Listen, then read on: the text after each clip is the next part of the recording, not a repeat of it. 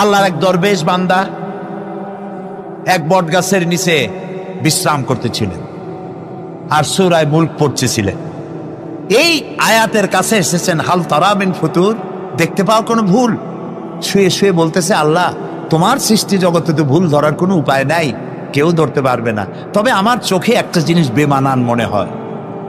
ভুল ধরতে কারো ক্ষমতা নেই, একটা জিনিস আমার কাছে বেমানান লাগে। একা একা বলতেছে, সেটা হলো এই, তুমি তাল গাছ বানাইছো যেমন, তালও সেই রকম বড়, বেল গাছ যেমন, বেলও বড়, নারকেল গাছ যেমন, নারকেলটাও বড়, কিন্তু এত বড় বিরাট বট গাছ, ফল একেবারে এতটুকু এতটুকু, এইটা একটু বেমানান লাগতেছে। এই চিন্তা করতেছে দরবেশ সাহেব, হঠাৎ করে একটু বাতাস এসে গাছের ডাল আন্দোলিত হয়েছে, একটা আধা পাকা বটের ফল অনেক উঁচু থেকে ছিঁড়ে এসে দরবেশের নাকের উপরে পড়ছে, নাকটা জ্বলে উঠছে। দরবেশ সাহেব বলছে, আস্তাগফিরুল্লাহ, আল্লাহ এটা তো ফল না, এটা আমার চিন্তার জবাব। আমি চিন্তা করতেছি গাছ আনমান ফল হয় নাই, তাল গাছ যেমন ফল যেমন, বট গাছ যেমন ফল যদি ওই আকারে হইতো, ফলটা যে পজিশন নিয়ে আমার নাকে পড়ছে, এতে তো আমার নাকও যাইতো মাথাও যাইতো। সুতরাং আল্লাহ রাব্বুল আলামিন তার সৃষ্টি জগৎকে আপন কুদরত দিয়ে সুন্দর করে সৃষ্টি করেছেন। ভাগ্যবান তারা যে আল্লাহকে স্বীকার করে 5 ওয়াক্ত নামাজে আল্লাহকে সেজদা দেয়, সুবহানাল্লাহ। আর শিক্ষক নামের, শিক্ষিত নামের কলঙ্ক ওই সব মুসলমান যারা মুসলমানের ঘরে জন্মগ্রহণ করে নিজেকে নাস্তিক বলে পরিচয় দেয়, নিজেকে যারা বামপন্থী বলে পরিচয় দেয়। মুসলমান তা আবার বামপন্থী, আস্তাগফিরুল্লাহ। কোরআনে কারিমে আল্লাহ তাআলা বলেছেন, আসহাবুল ইয়ামিন আসহাবুশ শিমাল, ডানপন্থী আর বামপন্থী। রাসূলুল্লাহ বলেছেন, বাম হাতে খায় শয়তান, তোমরা বাম হাতে খাবা না। বাম দিকের কামটাই শয়তানের, বাম দিকে কাম কার? জোরে বলেন। এই জন্য রাস্তা দিয়ে হাঁটবেন, ডান দিক দিয়ে হাঁটেন, কিছু খাইবেন ডান দিক দিয়ে খান, কিছু শুরু করবেন ডান দিক দিয়ে করেন। মুসলমানের কাজ সব ডান, ডানপন্থীদের নেতা পয়গম্বরেরা সব ডানপন্থীদের নেতৃত্ব দিয়ে আল্লাহ রাব্বুল আলামিন কিয়ামতের দিন ডানপন্থীদের নিয়ে আল্লাহর নবীরা জান্নাতে চলে যাবে। আর বামপন্থীদের নেতা শয়তান, বামপন্থীদেরকে শয়তানের নেতৃত্ব দিয়ে সবগুলিকে জাহান্নামে নিয়ে যাবে। এই জন্য দেখবেন বামপন্থীদের যত নেতা আছে, একটা নেতাও মসজিদে যায় না, নামাজ পড়ে না। প্রিয় ভাই, সব কপাল পোড়া না হলে কোন মুসলমানের সন্তান বামপন্থী আন্দোলন করতে পারে না। হতভাগ্য, নিকৃষ্ট, জঘন্য। আল্লাহ এদেরকে হেদায়েত করুন, বলেন আমিন। জোরে বলেন আমিন। ওরা নামাজে নাই, রোজায় নাই, আল্লাহ নাই, রসুলে নাই, পরকালে নাই, মক্কায় নাই, মদিনায় নাই, ঠিক কিনা? আল্লাহ হেদায়েত নসিব করুন, বলেন আমিন। তাহলে 3টি পুঁজির কথা বলেছিলাম, তার মধ্যে প্রথম পুঁজি হলো আল্লাহর কি বিশ্বাস করতে দেখি? অস্তিত্বকে বিশ্বাস করা। এই অস্তিত্বের উপরে আমি আর আলোচনা করতে চাই না। আমরা বিশ্বাস করি আল্লাহ আছেন, ঠিক না? আচ্ছা, এবার প্রশ্ন করি, আল্লাহ আছেন, কোথায় আছেন? আচ্ছা, বুঝতে পারছি আপনাদের মধ্যে ইখতিলাফ হয়ে গেছে। কেউ বলছেন সব জায়গায়, কেউ বলছেন আরশে, কেউ বলছেন আকাশে। আর যারা বেশি বুদ্ধিমান তারা কোনো জবাব দেন নাই, চিন্তা করছেন কোনটা কইয়ে কোন জ্বালায় পড়ি। আল্লাহ রাব্বুল আলামিন কোথায় আছেন সেই প্রশ্ন আল্লাহ কি করা দরকার? আল্লাহ আপনি কোথায় আছেন, এই প্রশ্ন আমরা করার আগে আল্লাহ রাব্বুল আলামিন কোরআনে কারীমের মধ্যে জবাব দিয়ে দিয়েছেন, আর রাহমানু আলাল আরশিস তাওয়া। সুবহানাল্লাহ। আল্লাহ সব জায়গায় আছেন এ কথা ঠিক নয়। কেন ঠিক নয় সেটাও বুঝাই দেই। সব জায়গা বলতে তার মধ্যে তো টয়লেটও আছে। সব জায়গা বলতে আরো বহুত খারাপ জায়গা আছে, আমি সে জায়গাগুলির নাম নিলাম না। তাহলে আল্লাহ কি সেসব জায়গা আছেন? বলেন নাউযুবিল্লাহ। আল্লাহ নিজেই বলছেন আল্লাহ আছেন আরশিস তাওয়া। আল্লাহ আছেন কোথায়? আরশে। আল্লাহ যে আরশে আছে সেই জন্যই তো মানুষেরা হাত উঁচু করে আল্লাহর কাছে, এরকম বলে যে উপরওয়ালা, বলে না, না নিচুওয়ালা বলে, সব জায়গাওয়ালা এরকম বলে, উপরওয়ালা বলে। আল্লাহ আছেন আরশে। কিন্তু প্রত্যেক রাতে তিনি প্রথম আকাশে আসেন। সুবহানাল্লাহ, বান্দাদেরকে ডাকার জন্য আসেন। আল্লাহ সর্বত্র জ্ঞান রাখেন, তার ইলমের মধ্যে এক চুল পরিমাণ জায়গা আকাশেও নাই, জমিনেও নাই যে আল্লাহ রাব্বুল আলামিন ওই জায়গাটুকুন সম্পর্কে তাৎক্ষণিকভাবে অবহিত নন। এমন এক চুল পরিমাণ জায়গা আকাশেও নাই, জমিনেও। এটাই হলো আল্লাহ সব জায়গার জ্ঞান, তার ইলমের মধ্যে সব তিনি জানেন। একথা একটি ছোট্ট আয়াতের মধ্যে এভাবে বলা হয়েছে, وَيَعْلَمُ مَا فِي الْبَرِّ وَالْبَحْرِ وَمَا تَسْقُطُ مِنْ وَرَقَةٍ إِلَّا يَعْلَمُهَا। এই পৃথিবীতে জমিনের ভিতরে কি হয়, সমুদ্রের অতল তলদেশে কি হয়, সব আমি জানি। এমনকি এই পৃথিবীর কোন একটি গাছের পাতা যদি পড়ে যায়, কোন দেশের কোন গাছের কোন পাতা পড়েছে সে খবর আমি আল্লাহর কাছে হয়ে যায়। এটি আমি বললাম, বানায় বললাম? এটি কোথায় আছে? তো আল্লাহ রাব্বুল আলামিন কোরআনে পরিষ্কার করে বলে যে একটা পাতার খবর যদি আল্লাহর কাছে হয়, তাহলে আমরা কোথায় কি করি তিনি টের পান না? অবশ্যই টের পান। এটি আমাদের মনে রাখতে হবে। তো আল্লাহ তাআলা, তার উপরে আমাদের বিশ্বাস হচ্ছে এই যে তিনি আরশে ইস্তাওয়া, আরশে আছেন, এবং তিনি না জানেন না দেখেন এমন কিচ্ছু নাই, না শোনেন এমন কিচ্ছু নাই। এমনকি সমুদ্রের অতল তলদেশে ছোট্ট পাথরের ভিতরেও যদি একটি পোকা যদি পালায়ে থাকে, এমন পোকা যা মাইক্রোস্কোপ যন্ত্র ছাড়া দেখা যায় না, এমন একটি পোকা আটলান্টিক বা প্রশান্ত মহাসাগরের অতল তলদেশে থেকে যদি ক্ষুধার যন্ত্রণায় চিৎকার মারে, কেউ শোনে না। আরশের মালিক আল্লাহ রাব্বুল আলামিন বলেন আমি শুনতে পাই। সুতরাং তিনি সব শুনতে পান, তিনি দেখতে পান, এবং সবকিছু তার নলেজে আছে। এ হচ্ছে আল্লাহর অস্তিত্বে বিশ্বাস। 2 নম্বরে আল্লাহর সিফাতে বিশ্বাস। 2 নম্বরে কি বলেন? সিফাত মানে কি? গুণ। বলেন কি?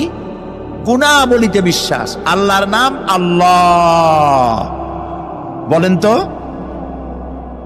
আল্লাহ নয়, কিন্তু আল্লাহ হচ্ছে অশুদ্ধ, শুদ্ধ হচ্ছে আল্লাহ। বলার সময় মুখটা গোল হয়ে যাবে। বলেন তো, সবাই উচ্চারণ করেন আল্লাহ, আবার বলেন আল্লাহ, আবার বলেন আল্লাহ। সুবহানাল্লাহ, কি মধুর নাম, কি মজার নাম।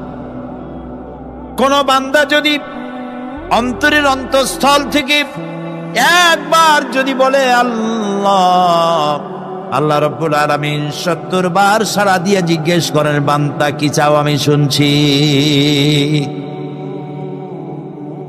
আল্লাহ হচ্ছে ইসমে জাত, আর সিফাতি নাম হচ্ছে বাকি 98টা নাম। মোট ওয়ালাহুল আসমাউ হুসনা। আল্লাহ তাআলা রয়েছে পবিত্র নাম, অনেক নাম, 99টা নাম। কয়টা নাম? আল্লাহ হচ্ছে ইসমে জাত। এই যে আমরা অনেক সময় খোদা বলি, খোদার কসম, খোদার কিরা, খোদা হাফেজ বলি না আমরা? এই খোদা শব্দ যতটা সম্ভব এই শব্দ উচ্চারণ থেকে বিরত থাকা উচিত, কারণ আল্লাহর 99 নামের মধ্যে খোদা বলে কোনো শব্দ নাই। কেউ যদি 10 লক্ষ বার খোদা বলে, একবার আল্লাহ বলার সমান হবে না, হবে না। কেমন খোদা বলে আল্লাহ নিজের নামকে পরিচিত করেন নাই। আল্লাহর নাম হচ্ছে আল্লাহ, আল্লাহর নাম কি? আর বাকি হলো গুণবাচক নাম। তিনি রব, তিনি রাজ্জাক, তিনি ওয়াদুদ, তিনি জব্বার, তিনি কাহ্হার, তিনি রহমান, তিনি রহিম। এরকম আছে না নাম? সব গুণবাচক নাম। এই আল্লাহকে বিশ্বাস করতে হবে। 1 নম্বরে তার অস্তিত্ব, তিনি আছেন। 2 নম্বরে গুণ সহকারে বিশ্বাস করতে হবে। আমরা পানিকে বিশ্বাস করি সে চুবাইয়া ডুবাইয়া মারতে পারে, এই হিসাবে বিশ্বাস করি, ঠিক না? আগুনকে বিশ্বাস করি সে পোড়ায় মারতে পারে। সাপকে বিশ্বাস করি সে দংশন করলে আমি মরে যেতে পারি, ঠিক কিনা? এইভাবে প্রত্যেকটা জিনিসের গুণ সহকারে তাকে বিশ্বাস করতে হয়। সেই জন্য আল্লাহকে আল্লাহ আছেন এইটা শেষ কথা নয়, তার গুণ সহকারে তাকে বিশ্বাস করতে হবে। তিনি হচ্ছেন খেতে দেওয়ার মালিক, রাজ্জাক। মানে বলেন তো নামটা কি? রাজ্জাক মানে কি? রিজেক দাতা। কে রিজেক দাতা? এই জন্য রিজেক চাইতে হবে কার কাছে? আল্লাহর কাছে। কোনো অভাব অভিযোগের জন্য আমি কাউকে বলবো না আপনি আমারে খেতে দেন, আল্লাহর কাছে চাইতে হবে। চাইবো কার কাছে? আল্লাহর কাছে। খেতে দেওয়ার মালিক তিনি। আচ্ছা বলেন, এই পৃথিবীর মধ্যে মানুষেরা বেশি না হাতি, ঘোড়া, বাঘ, ভল্লুক, ময়না, টিয়া, মাছ, পাখি, পতঙ্গ, কীট এগুলো বেশি? কোনটা বেশি? আমরা বেশি না ওরা বেশি? ওরা বেশি। ওরা বেশি। এই যে অসংখ্য হাতি আছে পৃথিবীতে, হাতির পেট বড় না আমার পেট বড়? গন্ডারের পেট বড় না আপনার পেট বড়? কুমিরের পেট বড় না আপনার পেট বড়? আচ্ছা, এখন এই সব প্রাণীদেরকে কে খেতে দেন? আপনার আমার তো ব্যাংকে ডিপোজিট আছে, কম থাকুক বেশি থাকুক, গোলায় ধান আছে, চাউল আছে, বাড়িতেও আছে, আছে না? কিন্তু এই যে পাতিশিয়াল, ফক্স, পাতিশিয়াল চেনেন তো? চিনবেনই তো, সাংঘাতিক চালাক এগুলি। এই পাতিশিয়াল কোন ব্যাংকের ম্যানেজারের কাছে গিয়ে বলছে যে ম্যানেজার সাহেব, এখন তো পৌষ মাস, আমি 10টা মুরগি চুরি করে আনছি, আমার নামে একটা অ্যাকাউন্ট খোলেন, বৃষ্টির সময় যখন আমি চুরি করতে পারবো না তখন এগুলি উইথড্র করে আমি আমার পেট বাঁচাবো। এই কথা বলে শিয়ালের নামে, বাঘের নামে কোন অ্যাকাউন্ট আছে ব্যাংকে? কোরআন শরীফে আল্লাহ তাআলা বলছেন এমন অনেক প্রাণী আছে পৃথিবীতে যারা তাদের রিজিক সংগ্রহ করে রাখে না। আল্লাহ বলেন আমি আল্লাহ তাদেরকে রিজিক দিই। কে দেয়? কোরআনে কারিমে হযরত হুদ আলাইহিস সালামের ঘটনা আল্লাহ রাব্বুল আলামিন এভাবে এনেছেন, তামাম এলাকার মানুষ তার বিরুদ্ধে ক্ষিপ্ত হয়ে গিয়েছে। সমাজের লোক, রাষ্ট্রশক্তি হযরত হুদ আলাইহিস সালামের উপর অত্যাচারের পাহাড় ভেঙে দিয়েছে। হযরত হুদ আলাইহিস সালাম একা মানুষ, সমাজের রাষ্ট্রশক্তির এই দুর্বিসন্ধির ষড়যন্ত্রের চ্যালেঞ্জ তিনি গ্রহণ করলেন। আর তিনি বললেন, তিনি যেটা বললেন আল্লাহ পাক কোরআনে তা কোট করে দিলেন। দুনিয়ার সমস্ত ইসলামী আন্দোলনের কর্মীদের জন্য আল্লাহ পাক কোট করে দিলেন, সমস্ত মুমিনদের জন্য তা উল্লেখ করলেন। হুদ আলাইহিস সালাম তিনি জাতিকে বললেন, ফাকিদুনি জামিআন তুম্মা লা তুনদিরুন। তোমাদের যত ক্ষমতা আছে সমস্ত ক্ষমতা নিয়ে আমার বিরুদ্ধে তোমরা ষড়যন্ত্র করো, আর আমাকে এতটুকু অবকাশ দিও না। আমি সেই আল্লাহ রাব্বুল আলামিনের উপরে ভরসা করেছি যার কুদরতি হাতের ভিতরে আমার জান, আর গোটা পৃথিবীর সমস্ত প্রাণীর জান যার কুদরতি হাতের মধ্যে, যার হাতের ভিতরে গোটা পৃথিবীর সমস্ত জান, সে আল্লাহর উপরে ভরসা করেছি। যা খুশি তোমরা আমার বিরুদ্ধে করতে পারো। সুবহানাল্লাহ। এটার নাম হলো ঈমান, এটার নাম সবর, এটার নাম ধৈর্য। এই ধৈর্য আসে ঈমানে কামেল হলে পরে এবং আল্লাহর উপরে পরিপূর্ণ বিশ্বাস হলে পরে। যদি কারো দিনের মধ্যে কথা বিশ্বাস থাকে যে আমার জন্য আল্লাহর পক্ষ থেকে যদি কোনো বুলেট নির্ধারণ করা থাকে, গোটা বিশ্ব যদি আমাকে পাহারা লাগায়, ওই বুলেট থেকে আমাকে বাঁচাইতে পারবে না। আর আমার জন্য যদি একটা বুলেট আল্লাহ কর্তৃক নির্ধারিত থাকে, তাহলে গোটা পৃথিবীর মানুষ চেষ্টা করেও সেই বুলেট থেকে আমাকে রক্ষা করতে পারবে না। হযরত আইয়ুব আলাইহিস সালামের সবরের ঘটনা কোরআনে কারীম তুলে ধরেছে। হযরত আইয়ুব 18টি বছর পর্যন্ত রোগের মধ্যে পড়ে আছেন। এত অসুখ করেছে, এত রোগ, শরীর পচে গিয়েছে, গায়ে পোকা ধরেছে, দুর্গন্ধ হয়ে গিয়েছে, বিবিরা চলে গিয়েছে, ছেলে মেয়ে পাড়ার লোকেরা দূর দূর করে তাড়িয়ে দিয়েছে। এবার জঙ্গলের ভিতরে গিয়ে আশ্রয় নিয়েছেন। এমন অবস্থা হয়েছে, শরীর পচে পচে জিহ্বায় যখন পোকা ধরা শুরু করে দিল, হযরত আইয়ুব আলাইহিস সালাম তখন আল্লাহ রাব্বুল আলামিনের দরবারে এই প্রথমবারের মতো তিনি বললেন, রব্বুল আলামিন, হায় আল্লাহ তাআলা, সমস্ত শরীর জড়জড়া হয়ে গিয়েছে, গায়ে পোকা ধরেছি,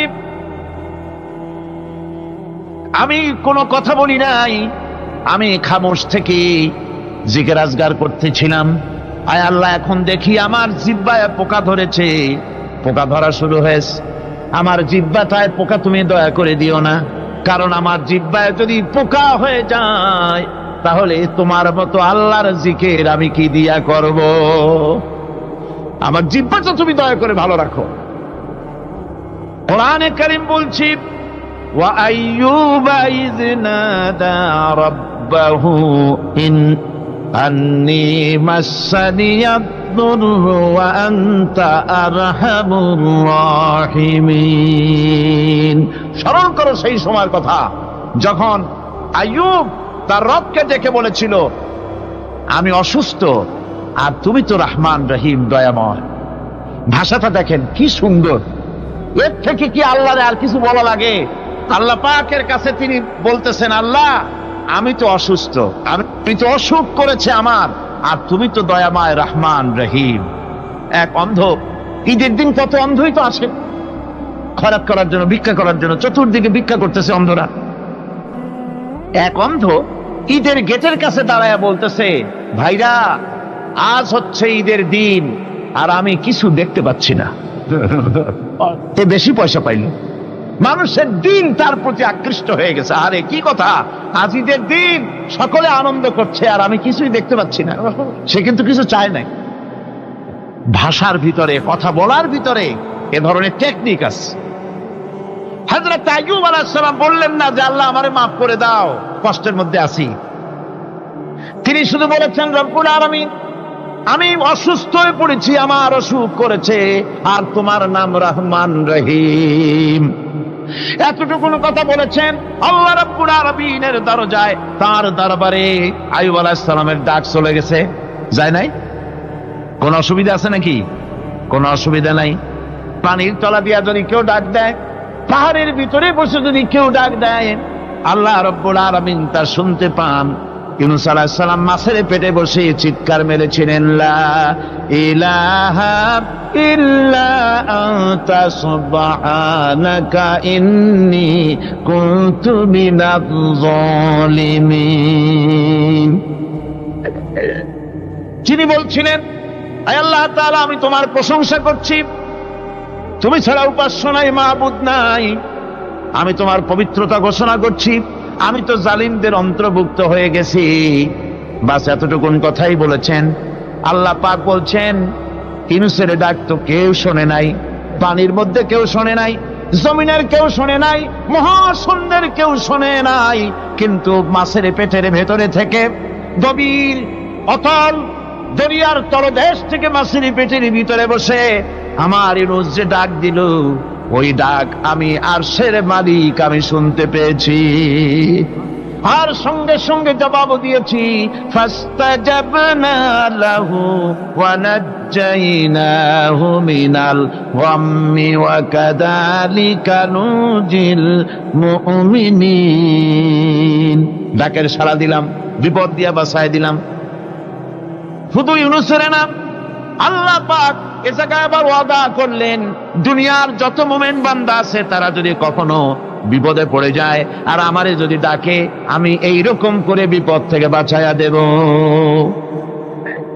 আইয়ুব আলাইহিস সালাম যখন আল্লাহ রাব্বুল আলামিনের কাছে ফরিয়াদ করলেন, আল্লাহ পাক তখন বলছেন, কোরআনে কারীম বলছে, ফাস্তাজাবনা লাহু فكشفنا ما به من ضر وآتيناه أهله ومثلهم معهم رحمة من عندنا وذكرى للعابدين। আমি আইয়ুবের দোয়া কবুল করে নিলাম, শুধু তার পরিবার বর্গই দিলাম না, বরং আরো কিছু নিয়ামত আমি তাকে দান করে দিলাম। এবং তাই জন্য, যেহেতু তারা ছিল আমার অনুগত বান্দা, আমার বাধ্যগত, আমি এই জন্য রহম করেছি, সমস্ত রোগ শোক আমি মাফ করে দিয়েছি। আমাদের সামান্য একটু জ্বর হয়, যদি 2-3 দিন জ্বর হয়েছে, জ্বর ছাড়ে না, বলে যে এত ভালো ভালো কাজ করি তারপর আমার এত জ্বর হওয়া লাগে। অমুকরা এত পাপ করে, তা তো কিছুই হয় না। খালি আল্লাহ আমার চোখে দেখলো, আমার বউর অসুখ, আমার অসুমুড়ি সারি না। ভাইরা, আপনি ঠিক পান না যে কি গুনাহ আপনি করেন। কোরআনে কারীম বলছি, وما أصابكم من مصيبة فبما كسبت أيديكم ويعفو عن كثير। যত বিপদ তোমাদের উপর আছে সব দুই হাতের কামাই করা। আর আমি তো অনেকগুলো ক্ষমা করে দেই। তোমরা যত পাপ করো, আকাম করো, সবগুলির শাস্তি যদি দুনিয়ায় দিতাম, শ্বাস করার সময় পেতে না। অসুখ হলেই অধৈর্য হয়ে যেও না, ধৈর্য ধরো। আল্লাহ পাক বলেন শুধু আইয়ুব নয়, ওয়া ইসমাঈল ওয়া ইদরিস ওয়া যাল কিফলি কুল্লুম মিনাস সাবিরিন। এইভাবে করে ইসমাঈল, ইদ্রিস, যুলকিফল সবাই ছিল ধৈর্যশীল। জোরে বলেন সুবহানাল্লাহ। ধৈর্যের চরম পরাকাষ্ঠা ছিলেন তিনি। কোরআনে কারীম নবীদের এই কথাগুলি আমাদের শোনাচ্ছেন। হযরত ইয়াকুব আলাইহিস সালাম কলিজার টুকরা সন্তান হযরত ইউসুফ আলাইহিস সালামের জন্য তার মনটা পাগল ছিল। এত সুন্দর করে আল্লাহ তারে বানাইছিলেন, এত তিনি ছিলেন সৌন্দর্যের পিরামিড, যারে দেখলে চোখ ফিরানো যায় না। এমন সুন্দর সুপুরুষ, যারে দেখি সেই যুগের সুন্দরী যুবতী মেয়েরা রূপের মোহে পড়ে নিজেদের আঙ্গুলগুলি কেটে ফেলে দিয়েছিল। রূপের মোহে এমন অবশ হয়ে গেছে, আঙ্গুল কেটেছে, হাত কেটেছে, টের পায় নাই। আবার ভুল বুঝবেন না, দুনিয়ার সেরা সুন্দর পুরুষ ইউসুফ আলাইহিস সালাম, তা কিন্তু রাসূলের চাইতে বেশি নয়। হযরত উম্মুল মুমিনিন আয়েশা রাদিয়াল্লাহু তাআলা আনহা তিনি বলেছেন, যেই সব সুন্দরী রমণীরা ইউসুফ আলাইহিস সালামকে দেখে রূপের মোহে পড়ে নিজেদের আঙ্গুলগুলো কেটে ফেলেছিল, ওরা যদি আমার হাবিবকে দেখতো, ওরা যদি আল্লাহ রাসূলকে দেখতো, তাহলে হাত কাটতে কাটতে কোন ফাঁকে দে কলিজা কেটে ফেলে দিত, ওরা টের পেত না। আবার বন্ধুগণ, হযরত আইয়ুব আলাইহিস সালাম সন্তানের মায়া, অন্যান্য ভাইরা হিংসায় পড়ে গেল, তারা নিয়ে তাকে কুয়ায় ফেলে দিল। সেখান থেকে তারা একটা ছাগল বা কোনো পশু জবাহ করে তার রক্ত মাখাইয়া জামায় এনে হাজির করে দিল হযরত ইয়াকুব আলাইহিস সালামের সামনে, যে তারে নিয়ে খেলা করতে গিয়েছিলাম, আমরা খেলায় লিপ্ত ছিলাম, বাগে খাইয়া ফেলাইছে। এগুলি কি গপ্প? এগুলি কি কোরআন? আল্লাহ পাক শোনাচ্ছেন, বিশ্ববাসীকে শোনাইছেন। সূরা ইউসুফের চাইতে এত সুন্দর উপাখ্যান গোটা পৃথিবীতে আর নাই। সুবহানাল্লাহ। অনেকে ইউসুফ জুলাইখার কেসা খুব মজা করে পড়ে, ফুর্তি করে, প্রেমের গল্প পড়ে। এটা কোনো প্রেমের গল্প নয়। ইউসুফ আলাইহিস সালাম, জুলাইখা ইউসুফ আলাইহিস সালামের জন্য কাঁদতে কাঁদতে চোখ কানা হয়ে গেছে। এরপর ইউসুফ আলাইহিস সালাম জুলাইখারে পাওয়ার জন্য পাগল হয়ে গেছে। নাউজুবিল্লাহ, এটা হয়নি কখনো। তিনি আল্লাহর পয়গম্বর। আর আল্লাহ কেমনে তারে বাঁচিয়েছেন? যখন জুলাইখা ঘরের ভিতরে সুন্দর করে যৌন উন্মাদনামূলক চিত্র অঙ্কিত করে ঘরের মধ্যে আটকায় দিয়েছে, তালা লাগায় দিয়েছে, আর নিজে যৌন উদ্দীপক কাপড় চোপড় পরেছে না পরার মতোই। সে যুগের সুন্দরী মেয়ে জুলাইখা। তার কুপ্রবৃত্তিকে চরিতার্থ করার জন্য আহ্বান করা হয়েছে। হযরত ইউসুফ আলাইহিস সালাম লক্ষ্য করে দেখলেন এমন জায়গায় এখান থেকে পালাবার তো পথ নাই, দরজা বন্ধ করে দিয়েছে। তিনি শুধু তখন কেবলমাত্র আল্লাহ রব্বুল আলামিনকে ভয় করলেন। আল্লাহকে ভয় করে আল্লাহর নাম নিয়ে যখন তালাবদ্ধ দরজার দিকে দৌড় দিয়েছেন, আল্লাহ রব্বুল আলামিন আপন কুদরতে তালাগুলি খুলে দরজা তার জন্য উন্মুক্ত করে দিলেন। ইউসুফ আলাইহিস সালামকে ফালাই দিয়ে এভাবে করে কাপড় এনে দিল তার সামনে, রক্তমাখা কাপড় পেয়ে হযরত ইয়াকুব আলাইহিস সালাম সন্তানদের মুখে কাহিনী শুনে তিনি কি বললেন? কোরআনে কারীম তা কোট করেছে। তিনি চিক দিলেন না, ফাল দিলেন না, ফিট হয়ে পড়লেন না। তিনি বললেন, কলিজার টুকরা সন্তান তার মরার খবর শুনেছেন? তিনি বললেন কি? ফাসাবরুন জামিলুন ওয়াল্লাহুল মুস্তাআনু আলা মা তাসিফুন। আমি উত্তম সবর অবলম্বন করব। তোমরা যে কাহিনী রচনা করেছো এর বেলায় আমি আল্লাহর কাছে সাহায্য চাই। আমি উত্তম সবর অবলম্বন করব। আমার ভাইয়েরা, 11 ভাই মনে করেছিল ইউসুফ আলাইহিস সালামকে মরণ কুয়ায় ফালায় দিছি। তারা তো ঠিক পায় নাই এটা মরণ কুয়া না, এটা হচ্ছে একটা সুড়ঙ্গ, যাকে ইংরেজিতে বলে টানেল। এটা এমন একটা সুড়ঙ্গ, ওরা মনে করেছে মরণ কুয়া, কিন্তু আল্লাহ রাব্বুল আলামিন এই কুয়াতে এমন বানালেন, ওরা একদিকে ফালায় দিল মরণ কুয়ায়, এ কুয়ার আর এক মুখ দিয়া আল্লাহ রাব্বুল আলামিন ইউসুফ আলাইহিস সালামকে নিয়ে মিশরের সিংহাসনে বসায়া দিলেন। এটা মরণ কুয়া নয়, এটা রাজ সিংহাসনে বসার সুড়ঙ্গ পথ। ইউসুফ আলাইহিস সালাম আজ প্রেসিডেন্ট, সুবহানাল্লাহ, প্রেসিডেন্ট হয়ে বসে আছেন। ওদিকে কেনানে অভাব লেগে গেছে, সেখানকার মানুষেরা সাহায্য নিতে এসেছে, ওই 11 ভাইও আসছে। হযরত ইউসুফ আলাইহিস সালাম দেখেই চিনে ফেলেছে, ওরা কিন্তু তখনও ঠিক পায় নাই। হযরত ইউসুফ আলাইহিস সালাম চিনে ফেলেছেন। এখন কি করা উচিত? সবগুলাকে ঠ্যাং উপরের দিকে উঠাইয়া তারপরে সমানে ধোলাই দেওয়াই তো স্বাভাবিক ছিল, আমাদের মতো মানুষ হইলে, ঠিক কিনা? ঠিক তো বলবেনি, অভ্যাস তো এটাই। হযরত ইউসুফ আলাইহিস সালাম তাদের সামনে পরিচয় দিলেন। তারা যখন বুঝতে পারল, লজ্জায় তাদের মাথা হেট হয়ে গেল। হযরত তার এক তো লজ্জা, আর 2 নম্বরের ভয়, জান নিয়া কেনানে কেউ ফিরে যাইতে পারবো না। এখন অবস্থা হয়েছে যে জীবনই যায় নাকি এখানে। হযরত ইউসুফ আলাইহিস সালাম ভাইদের এই করুণ দুরবস্থা বুঝতে পারলেন, বুঝে চরম ধৈর্য ধরে তিনি কি বললেন? তিনি বললেন, লা তাসরিবা আলাইকুমুল ইয়াউম। ও ভাইরা, তোমাদের বিরুদ্ধে আমার কোনো ক্ষোভ নাই, দুঃখ নাই, বিদ্বেষ নাই, হিংসা নাই, আল্লাহর রাস্তে মাফ করে দিলাম। আল্লাহু আকবার, সুবহানাল্লাহ। এর নাম পয়গম্বর। এর নাম কি? পয়গম্বর। কিসের লেনিন, কিসের মার্কস? জওয়ানেরা, ভুল পথে মানুষ চলেছিল, আলহামদুলিল্লাহ আল্লাহ এগুলারে ডাস্টবিনে ফালায় দিছে। কারণ আলহামদুলিল্লাহ, আলহামদুলিল্লাহ। পয়গম্বর কারে বলে?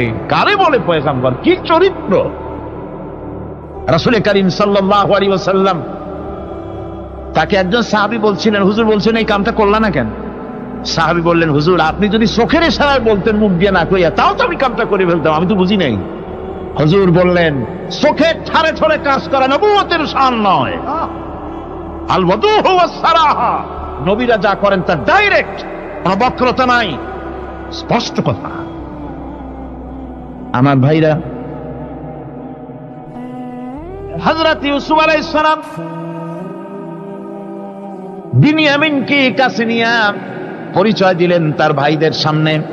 কোরআনে কারীম বলছে, ক্বালা আনা ইউসুফ ওয়া হাদা আখি قد من الله علينا إنه من يتقي ويصبر فإن الله لا يضيع أجر المحسنين।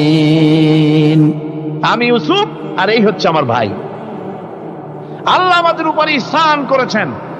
প্রকৃতপক্ষে যারা আল্লাহকে ভয় করে এবং সবর এখতিয়ার করে, আল্লাহ এভাবে তাদেরকে, তাদের আমলকে নিষ্ফল হতে দেন না। আমার এই জামাটা নিয়ে যাও। হযরত ইয়াকুব আলাইহিস সালাম, কলিজার টুকরা সন্তান ইউসুফ আলাইহিস সালামের বিরহ যন্ত্রণায় ছেলেকে কতদিন দেখে না, কাঁদতে কাঁদতে চোখ দুটো অন্ধ হয়ে গেছে। মিশর থেকে কেনানের দিকে জামা রওনা হয়েছে। কোথায় মিশর, কোথায় কেনান? জামা যখন রওনা হয়ে গেছে, হযরত ইয়াকুব বলতেছেন, আমি যেন আমার ইউসুফের গন্ধ নাকে পেতেছি। জামাত চলে এলো, চোখের উপরে রাখলেন, আল্লাহ রাব্বুল আলামিন তাকে চক্ষুষ্মান বানায়া দিলেন। ভাইরা আমার, পয়গম্বরেরা সবর করে গোটা দুনিয়ার মানুষের সামনে দৃষ্টান্ত সেট করেছেন সবর কারে কন। আমার ভাইরা, হযরত ইব্রাহিম আলাইহিস সালামের কথা আল্লাহ পাক কোরআনে কারিমে বলছেন সবর কারে কয়, দেখো শেখো সবর কারে কয়। আল্লাহ পাক বললেন, ইব্রাহিম তোমার বিবি আর তোমার নবজাতক এই সন্তানকে রেখে আসো মক্কা নগরীতে। তিনি চলে গেলেন, সেখানে ঘর নাই, বাড়ি নাই, কিচ্ছু নাই, চতুর্দিকে ধুধু বালু আর মরুভূমি। হযরতে হাজরা বলছেন, ইব্রাহিম সামান্য পানি আর খাবার দিয়া আমার সন্তান শুদ্ধ এখানে রেখে যেতেছো, আমি কি অপরাধ করেছি? কোনো জবাব নাই। দুইবার তিনবার বলার পরে হাজরা বলছেন, ইব্রাহিম গো, তবে কি আমার আল্লাহর হুকুম মতো আমারে রেখে যাচ্ছ নাকি? হযরত ইব্রাহিম আকাশের দিকে আঙ্গুল উঁচু করলেন। কথা বলবেন, বাক শক্তি বেরোচ্ছে না। 80 বছর বয়সের সময় একটা বাচ্চা আল্লাহ তারে দিছেন, আর এমন বাচ্চা পয়গম্বরের ছেলে, কি সুন্দর চেহারা, মরুভূমির উপরে ফালাই দিয়ে রওনা হয়ে যাচ্ছেন, মুখ দিয়া কথা সরছে না, আকাশের দিকে দেখালেন। হযরত হাজরা বুঝতে পারলেন। হযরত হাজরা বলেন, ইব্রাহিম কোনো চিন্তা নাই, নিশ্চিন্ত মনে বাড়ি ফিরে যাও। আমি আমার আল্লাহর উপরে এতটা ভরসা করি, আল্লাহর হুকুমে যদি আমার এখানে রেখে যেয়ে থাকো, আল্লাহ পাক আমাকে আর আমার কলিজার টুকরা ইসমাইলকে পানিতে আর খাবারে মারবেন না, অবশ্যই তিনি ব্যবস্থা করবেন। ব্যবস্থা হয়ে গেল। হযরত ইসমাইল বড় হয়ে গেলেন।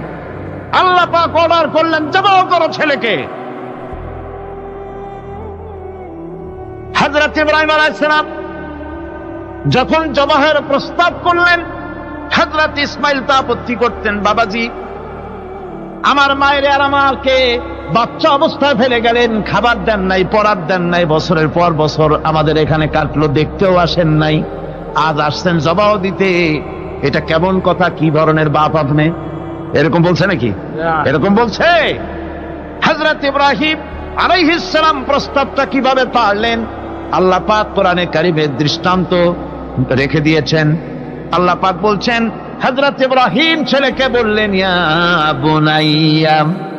বুনাইয়া, হে আমার কলিজার টুকরা লাডলা, হে আমার কলিজার টুকরা সন্তান, ইন্নী আরা ফিল মানাম আন্নী আযবাহুক, আমি স্বপ্নে দেখছি আমি যেন তোমাকে জবাহ করতেছি, ফানজুর মাযা তারা, তোমার রায় কি বলো? আমি তো স্বপ্নে দেখছি যে আমি তোমার জবাহ করতেছি, এখন তোমার রায় কি, তোমার মত কি? হযরত ইসমাঈল আলাইহিস সালাম শুনিয়া দিলেন দৌড়, নাকি না? হযরত ইসমাঈল আলাইহিস সালাম ধৈর্যের প্রতীক, তিনি কি কথা বললেন? তার মুখের কথা কোরআন শরীফে আল্লাহ পাক উঠায় দিলেন। হযরত ইসমাঈল বললেন, ইয়া আবাতি ফাআল মা তু'মারু সাতাজিদুনি ইনশাআল্লাহু মিনাস সাবিরিন, হে আমার পিতা, আপনি যে ব্যাপারে আদিষ্ট হয়েছেন আপনি তা পালন করুন, অবশ্যই আমাকে ধৈর্যধারীদের মধ্যে পাওয়া যাবেন। সুবহানাল্লাহ। এক বর্ণনা এসেছে, হযরত ইসমাঈল বললেন, আব্বাজান আমি ধৈর্যধারীদের ভিতরে আমারে পাবেন, তবে জবাহ করার আগে আমার হাত পাটা একটু বেঁধে নেন, কারণ জবাহের যন্ত্রণায় আপনার গায়ে যদি আমার হাত পা লেগে যায় তো বেয়াদবি হয়ে যেতে পারে। আর আমি মরে আমার জবাহ হয়ে যাওয়ার পর আমার রক্ত মাখা জামাটা নিয়া আমার মা হাজেরারে দিবেন, কারণ তাকে মা বলবার মতো আর তো কেউ নাই। হযরত ইব্রাহিম তাকে বাঁধবার জন্য প্রস্তুতি নিলেন। হযরত ইসমাঈল বলছেন, আব্বাজান বাঁধবেন না, বাঁধার প্রয়োজন নাই। বলে, কেন? একবার বাঁধতে বললে আবার তুমি নিষেধ করছো কেন? ছেলে বলছেন, আব্বাজান বাঁধবো না এই জন্যে, হয়তো কিয়ামতেই প্রশ্ন উঠতে পারে যে আল্লাহর হুকুমে রাজি ছিল না বলে হাত পা বাঁধা জবাহ করছে, আমি এই সুযোগ দিব না, আপনি জবাহ করেন, আমি এতটুকু নড়াচড়া করব না। ধৈর্যের চরম প্রতীক হযরতে ইসমাঈল আলাইহিস সালাম দেখাই দিয়েছেন ধৈর্য কারে কয়।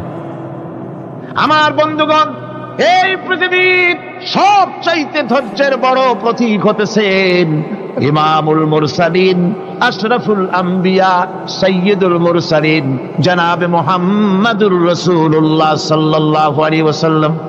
আমার বন্ধুগণ, সবচাইতে বড় ধৈর্যের প্রতীক তিনি।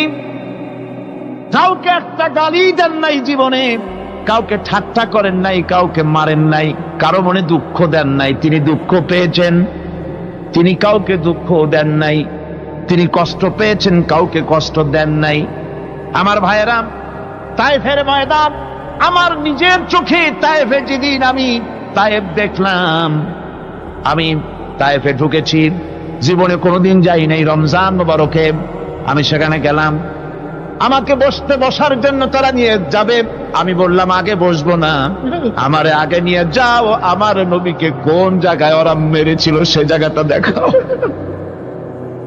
তায়েফের সেই গলিতে যখন আমি গিয়েছি, দুই দিকে পাহাড় দাঁড়ানো, তায়েফের লোক আমার সাথে ছিল, তারা বলল এই জায়গাটা প্রথম যেখানে চতুর্দিক থেকে নবীজিকে পাথর মারছিল আর আল্লাহর নবী বেহুশ হয়ে পড়ে গিয়েছিলেন। 3টা দিন না খাওয়া, হযরতে খাদিজা নাই, আবু তালিব নাই, মক্কায় জায়গা নাই পা রাখার। নবীজি 3টা দিন ঘুরলেন। নেতারা বলল তুমি যদি নবী হবে তো এতিম হলে কেন? আল্লাহ নবী বানাবার জন্য কি একটা ধনী মানুষ পায় না? তোমার মতো এতিম আর গরিবের নবী বানাইলো কেন? আল্লাহ নবী 3 দিন পর যখন দেখলেন কেউ দাওয়াত শোনে না, কেউ মানে না, কেউ গ্রহণ করে না, তখন তিনি নেতাদের অনুরোধ করলেন, ঠিক আছে দাওয়াত তো কবুল করলে না, তবে একটা কাজ করো, অন্তত আমি যে তায়েফে আসছিলাম এই খবরটা মক্কায় দিও না, ওরা আরো অত্যাচার বাড়ায় দেবে। এই কাফিরগুলি খবর তো মক্কায় পাঠালো, আর সমস্ত যুবকদেরকে লেলিয়ে দিল। যুবকেরা চতুর্দিকে দাঁড়াইছে, রাসূলকে পাথর মারা শুরু করে দিল। আমি যখন রেল লাইনের থেকে হাঁটি, যখন রেল লাইন কোনো সময় দেখি, রেলের পাথরগুলি, রেল লাইনের পাথরগুলি দেখলেই আমার মাথায় যেন কেন তায়েফের কথা বলে এসে যায়। আরে মানুষের গায়ে পাথর মারলে কি অবস্থার সৃষ্টি হয়! পাথর নূরের শরীর, রহমতের শরীর, কিটি কিটি রক্ত ঝরছে। নবীজিকে জোর করে উঠাইয়া জবরদস্তি করে হাঁটার জন্য তারা ধাক্কা মারতেছে। আবার কিছুদিন গিয়ে নবীজি আবার বেহুশ হয়ে পড়েছেন, এইখান থেকে আবার উঠাইছে, আবার ধাক্কা মারতেছে। 3 নম্বরের আর একটা জায়গা আছে যেখানে ভাঙ্গা একটা মসজিদ। তায়েফের লোকেরা আমাকে বলল এই জায়গাটা হলো শেষ জায়গা যেখানে রাসূল করিম 3য়বারের মতো বেহুশ হয়েছিলেন, এখানেই হুজুরের রক্ত ঝরেছে বেশি। 2 রাকাত নামাজ পড়লাম, সিজদায় পড়ে এমন কান্না কাঁদলাম আল্লাহর কাছে। নবীজি যখন হুশ এসেছে, হযরতে জিবরাইল বলেন, ইয়া রাসূলুল্লাহ, আপনার এই কষ্ট দেখে ফেরেশতারা কাঁদতেছে, আপনি অনুমতি দিয়ে দেন এই 2 পাহাড়কে মিলাইয়া সমস্ত তায়েফবাসী কাফেরগুলি মাটির সাথে মিশাইয়া দেই। নবীজি বললেন, জিবরাইল, আমি যদি হুকুম করি আর আমার হুকুম মতো যদি এই কাম করো, একটা কাফেরও যদি না বাঁচে তাহলে কার মুখে পৌঁছাবো লা ইলাহা ইল্লাল্লাহু মুহাম্মাদুর রাসূলুল্লাহ। আমার ভাইরা, হুজুর সাল্লাল্লাহু আলাইহি ওয়াসাল্লাম উঠে বসলেন। এমন সময় হযরতে যায়েদ শরীরের রক্তগুলি মুছে দিতেছেন। হুজুর সাল্লাল্লাহু আলাইহি ওয়াসাল্লাম বসে 2খানা হাত উত্তোলন করলেন। নবীজির চোখ থেকে পানি গড়ায় পড়তেছে। আরে কেউ নাই, আল্লাহ ছাড়া কেউ নাই সাহায্য করার। নবীজি হাত তুলে মোনাজাত করতেছেন, চোখ দিয়া পানি পড়ে দাড়ি ভিজে পড়তেছে, গায়ে দিয়া রক্ত ঝরতেছে। নবীজি কি দোয়াটা করলেন? বদদোয়া করলেন না, গজব দিতে বললেন না। নবীজি দোয়া করলেন, রব্বুল আলামিন, এই তায়েফের লোকেরা আজকে আমার সাথে যে ব্যবহারটা করেছে, ওরা বোঝে নাই যে আমি তোমার নবী, ওরা বোঝে নাই যে আমি তোমার রাসূল, না বুঝে আমার উপরে যে অত্যাচারটা করলো, আল্লাহ তুমি এই জন্য রাগ করে এই তায়েফে তুমি গজব দিও না। আল্লাহ পাক পরবর্তী সময় হুজুরকে স্মরণ করাই দিলেন, ওয়া মা আরসালনাকা ইল্লা রাহমাতাল লিল আলামিন। ও নবী, আপনি হচ্ছেন আমার সমস্ত সৃষ্টি জগতের জন্য, আপনি আমার রহমত, আমার গোটা বিশ্বের জন্য আপনার, আমার সৃষ্টি জগতের জন্য আপনি আমার করুণা। একটা লোক রাসূলের এই কষ্ট দেখে বাগান থেকে এক গ্লাস আঙ্গুরের শরবত এনে হাজির করেছে। এত কষ্টের পর 3 দিনের না খাওয়া আঙ্গুরের একটা শরবত পাইয়া হুজুর খুব খুশি হলেন। শরবত গ্লাস পান করে হুজুর বলছেন, তোমার নাম না আত্তাস? তিনি বলছেন, হ্যাঁ হুজুর, আমার নাম আত্তাস। তোমার বাড়ি না ইউনূস আলাইহিস সালামের গ্রামে? বলে, হ্যাঁ, আমার বাড়ি সেই গ্রামে। তা আপনি কি করে জানলেন আমার নাম আত্তাস আর আমার বাড়ি ইউনূস আলাইহিস সালামের গ্রামে? আপনি জানলেন কি করে? হুজুর বললেন, আমি নবী, হযরত ইউনূস নবী, একজন নবীর খবর আর একজন নবীর কাছে থাকে। রাসূল করিম সাল্লাল্লাহু আলাইহি ওয়াসাল্লাম সবর ইখতিয়ার করেছিলেন, ধৈর্য অবলম্বন করেছিলেন, আর আল্লাহ পাক তাকে নির্দেশ করেছেন, সবর করো। ওয়াত্তাবি' মা ইউহা ইলাইকা ওয়াসবির হাত্তা ইয়াহকুমাল্লাহ। তুমি কেবল সেই জিনিসের অনুসরণ করো যা আমি তোমার প্রতি অবতীর্ণ করেছি। আমি আপনার উপরে যেটা অবতীর্ণ করেছি ওটার অনুসরণ করুন, আর সবর ইখতিয়ার করুন যতক্ষণ না আল্লাহর পক্ষ থেকে চূড়ান্ত ফয়সালা না আসে। ধৈর্য ধরুন, ধৈর্য ধরুন। আমার ভাইরা, কাফেরদের নির্যাতনের মোকাবেলায় আল্লাহ পাক তার হাবিবকে সান্ত্বনা দিয়েছেন। যখন কাফেররা নির্যাতন করতেছে, হারে হযরতে বেলাল নির্যাতিত, হযরতে সুমাইয়া নির্যাতিতা, হযরতে খাব্বাব, হযরতে খুবাইব, হযরতে আম্মার রিদওয়ানুল্লাহ তাআলা আলাইহিম আজমাইন, এত মার হতেছে। হযরতে ওমর হযরতে খাব্বাব রাদিয়াল্লাহু তাআলা আনহুকে খোলা গায়ে দেখে বলছিলেন, খাব্বাব রে, তোমার পিঠে এত গর্ত কেন? এত গর্তওয়ালা পিঠ তো আমি মানুষের দেখি নাই, এত চিকুন কোমরওয়ালা মানুষও তো দেখি নাই। তিনি বলেছেন, ওমর, তুমি কি ভুলে গেছো? ইসলাম কবুল করার অপরাধী কাফির বেঈমানেরা আগুন জ্বালায়া আংটা আগুনের উপরে আমাকে চিৎ করে শোয়াছে। আমি যেন নড়াচড়া করতে না পারি সেজন্য আমার বুকের উপরে পাথর চাপা দিয়ে রেখেছিল।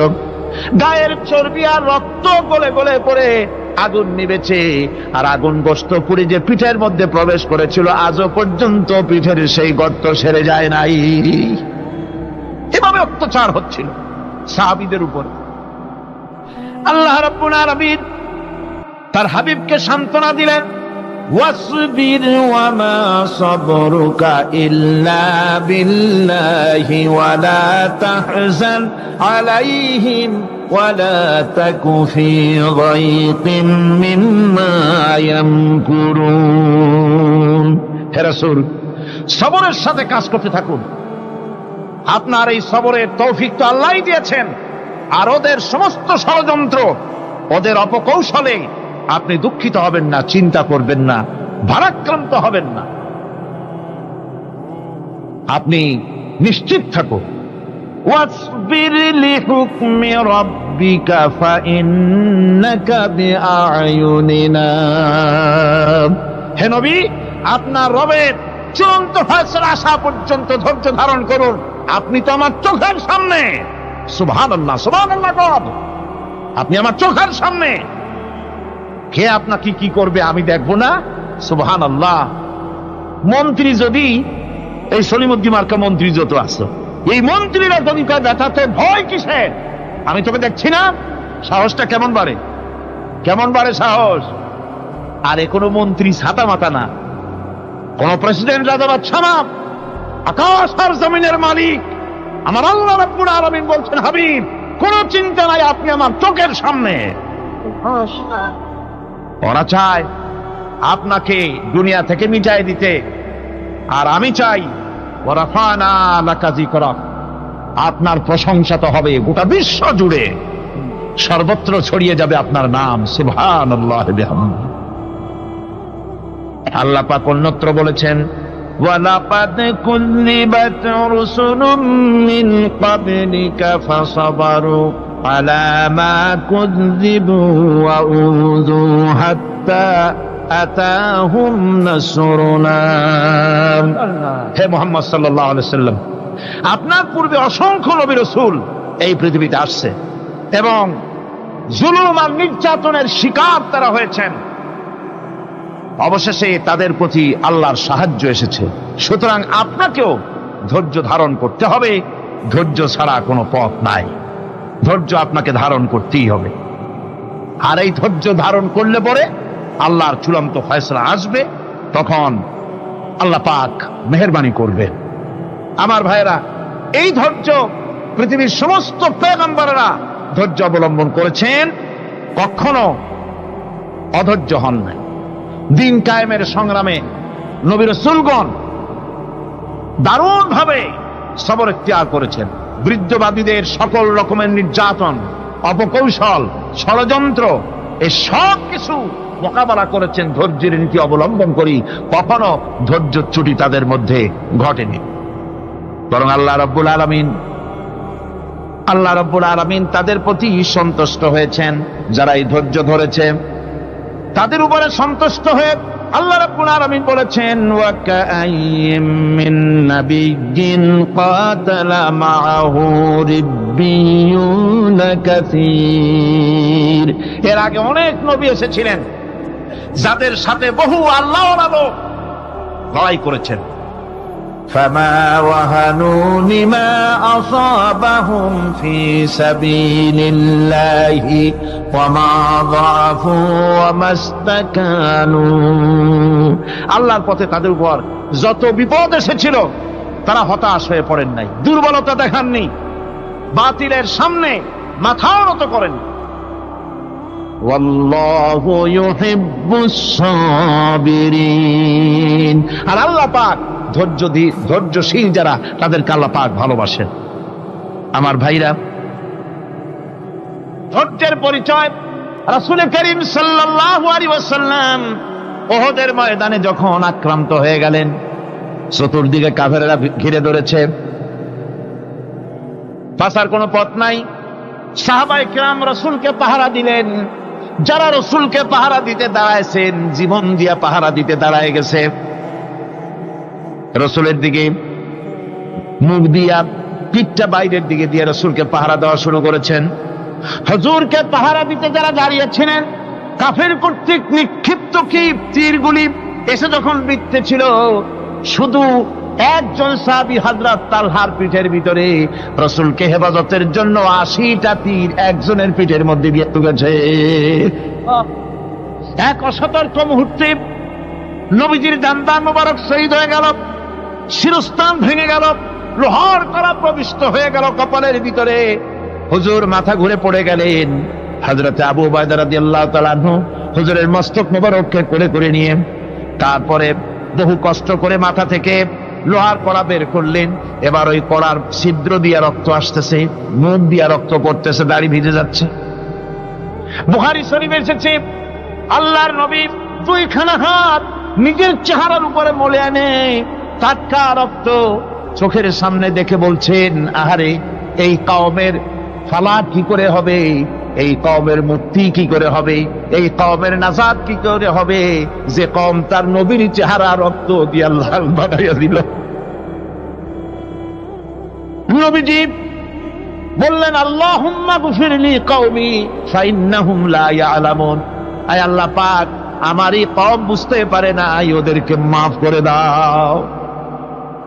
খবর ছড়িয়ে গেল নবীজি শহীদ হয়ে গিয়েছেন। খবর ছড়িয়ে গেল চতুর্দিকে, মদিনায় খবর ছড়িয়ে গেল। মানুষ পাগলের মতো দৌড়ানো শুরু করে দিল। এক মেয়ে লোক দৌড়াচ্ছে উহুদের দিকে। কয়েকজন সাহাবীর সঙ্গে দেখা, তারা জিজ্ঞেস করলেন, দৌড়াও কেন মহিলা, যাও কই? কয় উহুদের দিকে যেতেছি। কয় যায় তো কোনো লাভ নাই, যেহেতু তোমার যে স্বামী এসেছিলেন জিহাদের ময়দানে তিনি তো শহীদ হয়ে গেছেন। মহিলা বলতেছে, কে শহীদ হয়েছে শুনতে চাই না, আগে বলো নবীজি কেমন আছে। আবার কিছুক্ষণ পর আর কয়েকজনের সঙ্গে দেখা, তারা বলছে, মেয়ে লোক দৌড়াও কই? যাচ্ছি উহুদের দিকে। তারা বলছেন যে কোনো লাভ নাই, তোমার যে দুইটা কলিজার টুকরা সন্তান উহুদে এসেছিল দুটোই শহীদ হয়ে গেছে।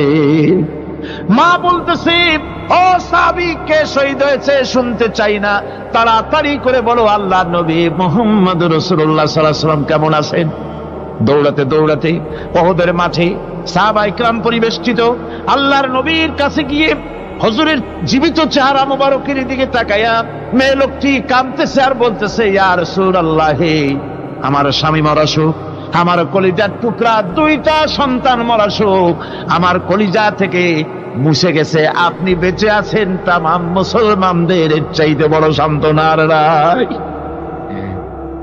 ভাইরা আমার, রাসূল করিম সাল্লাল্লাহু আলাইহি ওয়াসাল্লাম এভাবে করে ধৈর্যের পরিচয় দিয়েছেন। গালাগালি দেন নাই, রাগ করেন নাই, বদদোয়া করেন নাই। সুবহানাল্লাহ কোন, সুবহানাল্লাহ। ভাইরা আমার, এই সবর এমন মহান বৈশিষ্ট্য, এর মধ্যে রয়েছে জিহাদের ময়দানে যদি লোক কম হয় আর যদি তাদের মধ্যে সবর থাকে, বেশি সংখ্যক লোকের উপরে আল্লাহ পাক সবরকারীদেরকে বিজয়ী করে দিবেন। কোরআনে কারীমে রব্বুল আলামিন বলেন, কাম মিন ফিয়াতিন কালিলাতিন গালাবাত ফিআতান কাসীরাতাম বিইذনিল্লাহ ওয়াল্লাহু মা'আস সাবিরিন। এমন ঘটনার বহু নজির আছে যে কম সংখ্যক লোকেদের উপরে আল্লাহ পাক বেশি সংখ্যক লোকেদের উপর আল্লাহ পাক কম সংখ্যক লোকদেরকে জয়ী করে দিয়েছেন। আল্লাহু মা'আস সাবিরিন, আর আল্লাহ আছে ধৈর্যশালীদের সাথে। আল্লাহ আছে কাদের সাথে? দেখেন না বদরের কামটা, বদরের ময়দান, 313 জন মুসলমান, অস্ত্রপাতি নাই, সামান্য সামান্য অস্ত্র, আর কাফেরেরা এসছে হাজারেরও বেশি।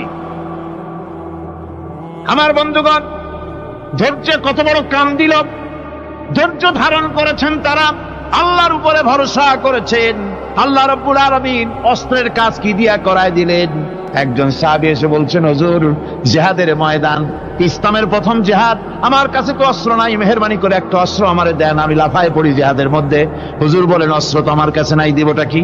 সাহাবী বলছেন, হুজুর, অস্ত্র না থাকে যা পারেন তাই দেন, আপনার হাত দিয়ে যা দিবেন আমি দাঁড়ায় থাকতে পারবো না, জিহাদে আমাকে শরীক হতেই হবে। নবীজি কাছে পেলেন একখানা শুকনা খেজুরের ডালখানা তুলে সাহাবীর হাতে তুলে দিলেন। সাহাবী বলেন, রাসূলের হাতে দেওয়া শুকনা খেজুরের ডালটা নিয়ে আমি যখন কাফেরদের ভিড়ের মধ্যে ঝাঁপায় পড়ে যখন শুকনা খেজুরের ডাল দিয়ে আঘাত দিলাম, তখন ধারালো তরবারি দিয়ে আঘাত করলে যে কাম হয়, শুকনা খেজুরের ডালের আঘাতে কাফের দ্বিখণ্ডিত হয়ে জমিনে পড়ে গেল।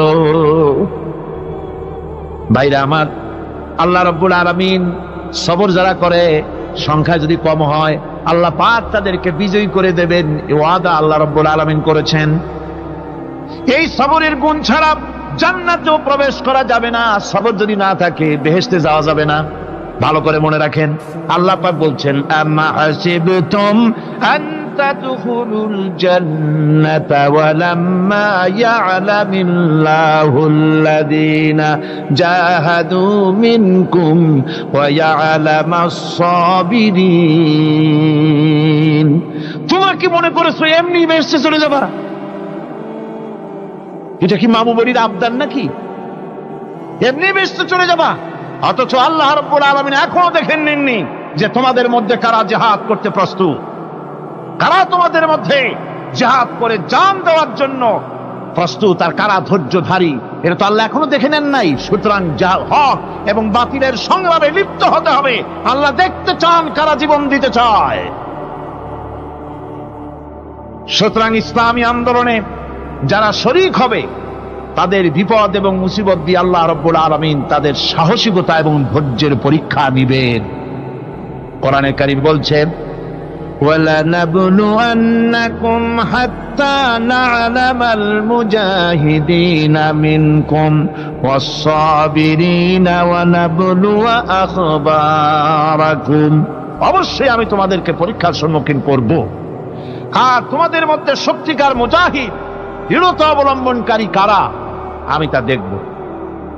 এটা যেন আমি দেখে নিতে পারি, সেই জন্য আমি বিপদ এবং মুসিবতের মধ্যে তোমাদের ফেলবো।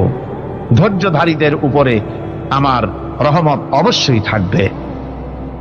খবর এমন এক সম্পদ যা ধারণ করলে পরে আল্লাহ রাব্বুল আলামিন রাষ্ট্রীয় ক্ষমতা দান করে দেন। কোন সুবহানাল্লাহ, জোরে কোন সুবহানাল্লাহ। ধৈর্য ধারণ করলে আল্লাহ রাষ্ট্রের মতো বিরাট নিয়ামত আল্লাহ হাতে তুলে দিবেন।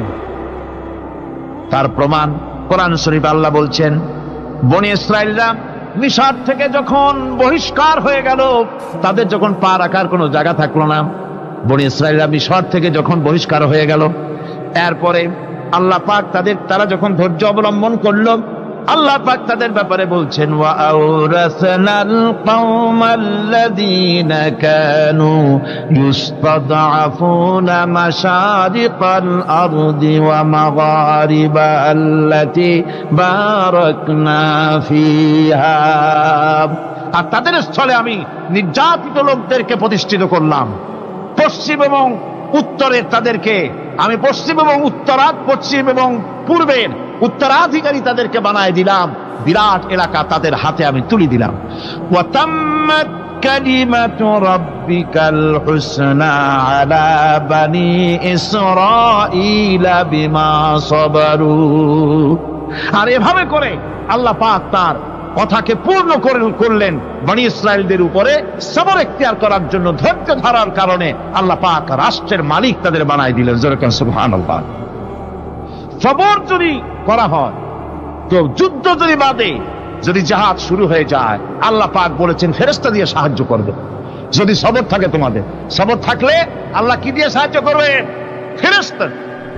কোরআনে কারীম বলছি, বালা ইন তাসবিরু ওয়া তাত্তাকু ওয়া ইয়াতুকুম মিন ফাওরিহিম হাদা ইউমদিদুকুম রাব্বুকুম বিখামসাতি আলাফিন মিনাল মালাইকাতি মুসাউমিমিন। হ্যাঁ, তোমরা যদি ধৈর্য অবলম্বন করো আর আল্লাহকে ভয় করে চলো, তাহলে এক্ষুনি আল্লাহ রাব্বুল আলামিন তোমাদের জন্য কাতারে কাতারে শৃঙ্খলাবদ্ধ 10,000 ফেরেশতা দিয়ে তোমাদেরকে সাহায্য করবেন। সুবহানাল্লাহ। তোমাদেরকে ফেরেশতা দিয়ে সাহায্য করা হবে। তোমরা যদি সবর এখতিয়ার করো, তাহলে সংখ্যা যদি কম হয়, বেশি সংখ্যার উপরে জয়ী করে দেব। ইয়াকুম মিনকুম 20 সাবিরুনা ইয়াগলিবু মিয়াতাইন। যদি তোমাদের ভিতরে ধৈর্যশীল 20 জন হয়, আমি 200 কাফেরের বিরুদ্ধে তোমাদেরকে জয়ী করে দেব। সুবহানাল্লাহ। তোমরা যদি হও ধৈর্যশীল 200, কি কয় 20 জন, 200 কাফেরের উপরে তোমরা জয়যুক্ত হয়ে যাবে। আর বিপদ আর মুসিবতে যারা ধৈর্য ধরে, তাদের জন্যই আল্লাহর পক্ষ থেকে সুসংবাদ। সুসংবাদ কাদের জন্য? ধৈর্যধারীদের জন্য। কোরআনে কারীম বলছে, ওয়াবাশশিরিস সাবিরিনাল্লাযীনা ইযা আসাবাতহুম মুসিবাতুন ক্বালু ইন্না লিল্লাহি ওয়া ইন্না ইলাইহি রাজিউন।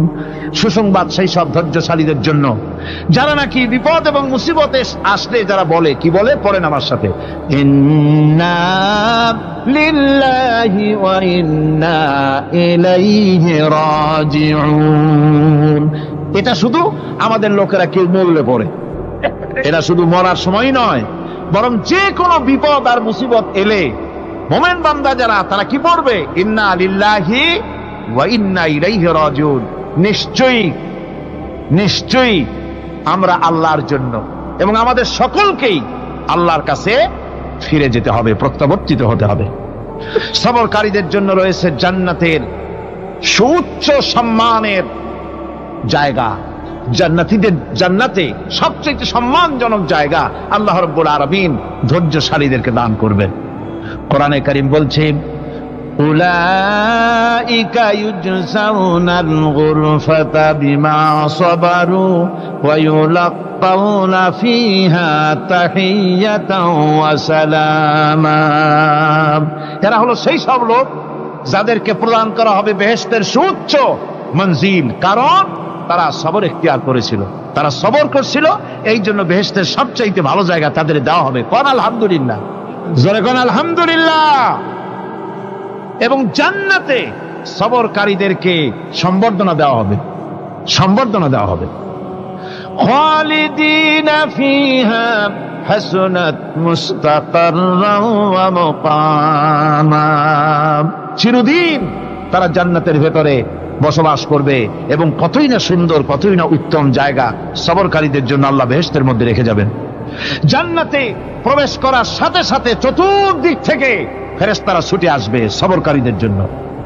ওয়াল মালাইকাতু ইয়াদখুলুনা আলাইহিম মিন কুল্লি বাব।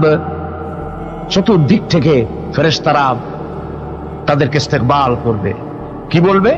সালামুন আলাইকুম বিমা সাবারতুম ফানি'মা উকবাদ-দার।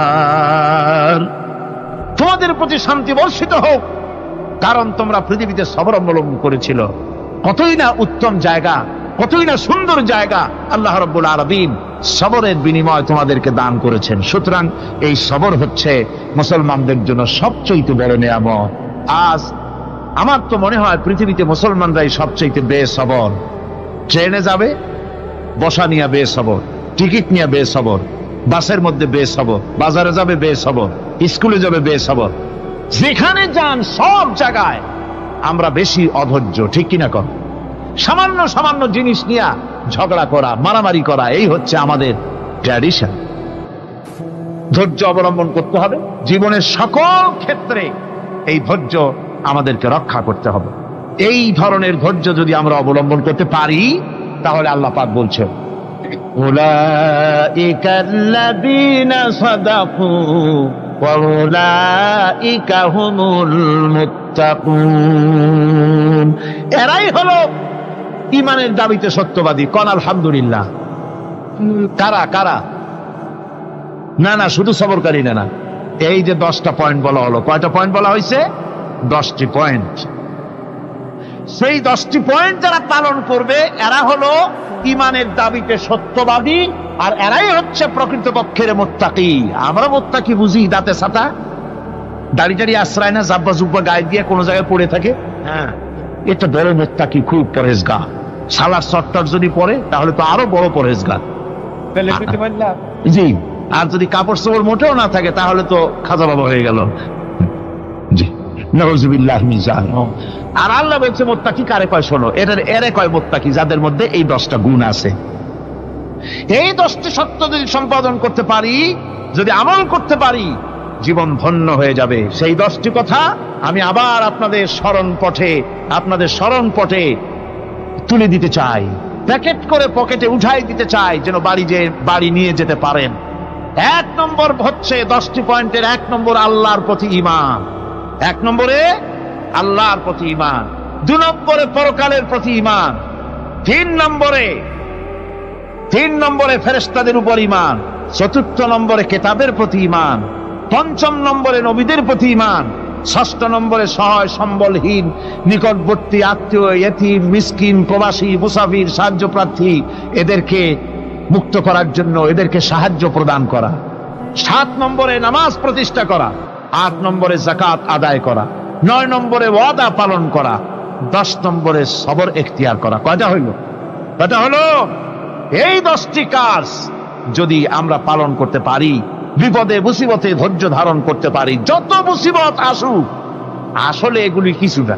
মুসিবত আল্লাহ টেস্ট করবেন, মুসিবত দিয়া আল্লাহ টেস্ট করেন। দেখা যায় যে ওদের শক্তি খুব বেশি, চোখে আপনি দেখতে পারেন, কিন্তু আল্লাহ বলছেন ইন্না কায়দা শায়তানে কানা দাঈফা। বাতিলরা হলো শয়তান। বাতিলরা কি? আর ওদের চক্রান্ত আসলেই দুর্বল। এদের চক্রান্ত আসলে কি? দুর্বল। কাজেই এগুলিকে ভয় করা যাবে না। বিপদে মুসিবতে ধৈর্য ধারণ করে যদি অগ্রসর হওয়া যায়, তো আল্লাহ রাব্বুল আলামিন এই 10টি পয়েন্ট যদি আমল করা যায়, দুনিয়াও শান্তি পাবো, আখিরাতেও শান্তি পাবো। যত মুসিবত আসুক, বিপদ আসুক, ধৈর্যের সাথে মোকাবেলা করতে হবে। ধৈর্যের অর্থ কি? আমি আগেই বলেছি, ধৈর্যের অর্থ হচ্ছে অবিচলতা, দৃঢ়তা, বরদাস্ত করা, সহিষ্ণুতা, ধীরতা, স্থিরতা। ধৈর্যের অর্থ এটা নয় একজন একটা থাপ্পড় মারলো আর আপনি বলবেন যে বাবা ব্যথা পাইছে নাকি, তাহলে আরো একখান থাপ্পড় দিয়া দাঁত আমার সবগুলো ভালায় না। এর নাম ধৈর্য নয়। ধৈর্য হচ্ছে পরিস্থিতির মোকাবেলা করতে হবে সাহসিকতার সাথে, এর নাম হচ্ছে ধৈর্য। ওই যে আমি একটা দৃষ্টান্ত দিয়ে থাকি, এক সাপ একবার মুরিদ হয়েছিল এক পীর সাহেবের কাছে। পীর বলছিলেন যে আমি তো এইসব সাপ টাপ মুরিদ বানাই না। কয় না হুজুর, আমারে বানান। তারপরে মুরিদ বানায় কিছু অজিফাতারে শিখাই দিল, আর বললো খবরদার কাউকে দংশন করবে না। ঠিক আছে, সে যায়া জিগারাজগার শুরু করে দিয়েছে। এর মধ্যে জমিনে রাখাল আসছে, ধান কাটছে, ধানগুলো নিবি কি করে, দড়ি দাড়ি পাচ্ছে না, তো কি করা যায়, বাঁধবে কি দিয়া?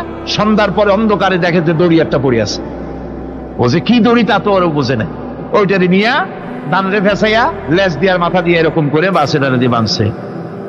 সাপ তখন বলতেছে, হায় হায় রে, কেবল যে মুরিদ হইছি, তা না হলে তুই ঠিক পাইছি যে আমি কি ধরনের দড়ি। এরপরে নিয়ে বাড়ি নিয়ে ভালাই দেশে ডরে খুলে সাপটার ঘাড় গেছে মস্কিয়া। বহুত কষ্ট করে হুজুরের বাড়ি গিয়ে হাজির, কয় যে হুজুর কি একখান জিকের শিখাইলেন, আমার তো ঘাটটার মস্কে শেষ। আশ্চর্য কথা, কত মানুষ মুরিদ হইলো, কত কিছু মুরিদ হইলো, কারো তো জিকের করলে ঘাড় মস্কে যাবে কেন, এটা কেমন কথা? কয় হুজুর ঘটনাই। আরে বেটা ঘটনা এইটা, তুই কি করছিলি? কয় যে আপনি যে নিষেধ করছেন দংশন করতে, আমি তো দংশন করতে পারিনি। আরে বেটা, দংশন করতে নিষেধ করছিলাম, ফোঁস করতে তো নিষেধ করি নাই। তোরে যখন দড়ি মনে পেরে হাত দিছিল, ফোঁস করে উঠতি, ওই রাখা লাভ দিয়া বন আর পার হইয়া দিল্লি চলে যেত। কাজী ধৈর্যের মানে শীত হয়ে পড়ে না। ধৈর্য মানে অবিচলতা, দৃঢ়তা নিয়ে শক্তি সঞ্চয় করে আল্লাহর উপরে ভরসা করে বাতিলের বিরুদ্ধে ঝাঁপিয়ে পড়তে হবে, বাতিল উৎখাত হতে বাধ্য হবে। অনাটনে, বিপদে, মুসিবতে আর হক আর বাতিলের সংঘর্ষ চলাকালীন ধৈর্য ধারণ করা, এটা হলো সবচাইতে একটা বড় কোয়ালিটি। কোরআনে কারিমে সবর শব্দটি সবচাইতে বেশি ব্যবহার করা হয়েছে।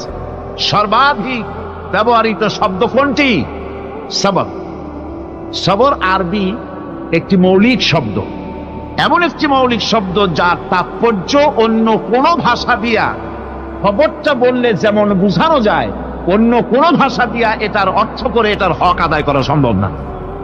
আর এই সবর কোরআনে কারিমে বিভিন্ন জায়গায় বিভিন্ন অর্থে ব্যবহার হয়েছে। যেমন সবর শব্দের অর্থ হচ্ছে অবিচলতা, বাংলায় যা বোঝানো যায়। সবর শব্দের অর্থ হচ্ছে অবিচলতা, দৃঢ়তা, সহিষ্ণুতা, মন মেজাজের সমতা, ধীরতা, স্থিরতা, কষ্ট সহিষ্ণুতা, বরদাস্ত করা। এগুলি এই সবরের এই শব্দ, এই অর্থগুলি কোরআনে কারিমের বিভিন্ন জায়গায় বিভিন্ন রকম এটাকে ব্যবহার করা হয়েছে। সবর একটি মৌলিক মানবীয় গুণ। এই গুণ যার মধ্যে আছে, সে তার নৈতিকতার শীর্ষে পৌঁছে যেতে পারে। আর এই গুণটি যার মধ্যে অভাব, এই সবর যার ভিতরে নাই, সে মানুষের পর্যায়ে পড়ে না। যত অসুবিধা, যত কষ্ট, যত রকমের বিপদ মুসিবত, যত রকমের অসুবিধার সৃষ্টি হয়, তার মূলীভূত কারণ হচ্ছে ধৈর্যের অভাব, সবরের অভাব। দুনিয়ার সমস্ত নবী রাসূলগণ সবর অবলম্বন করেছেন। তারা ছিলেন সবরের মূর্ত প্রতীক। সবর কাকে বলে দুনিয়াবাসীকে তারা তা দেখিয়ে দিয়েছেন। নিজ নিজ কওমের কাছ থেকে যখন কওমের কাছে নবীরা দাওয়াত দিয়েছেন, ইসলামের দ্বীনের দাওয়াত দিয়েছেন, তখনই সমাজপতিরা, রাষ্ট্রশক্তি তাদের উপরে, নবীদের উপরে ভেঙে পড়েছে, অত্যাচার করেছে। আল্লাহর পয়গম্বরেরা এই সমস্ত অত্যাচারের মোকাবেলায় চরম ধৈর্যের পরিচয় দিয়েছেন। কোরআনে কারিমে উল্লেখ করা হয়েছে, অত্যাচারের মোকাবেলায় আম্বিয়ায়ে কেরাম যা বলেছেন সেটা হলো এই, ওয়ামা লানা আল্লা নাতাওয়াক্কালা আলাল্লাহি ওয়া ক্বাদ হাদানা সুবুলানা। আল্লাহ পাক বলেন, পয়গম্বরেরা বলেছেন আমরা আল্লাহর উপরে ভরসা করব না, তো কার উপরে ভরসা করব? তিনি তো আমাদেরকে সঠিক পথ দেখিয়েছেন, সঠিক রাস্তা আমাদের দেখিয়েছেন, সুতরাং তার উপরেই তো আমরা ভরসা করব।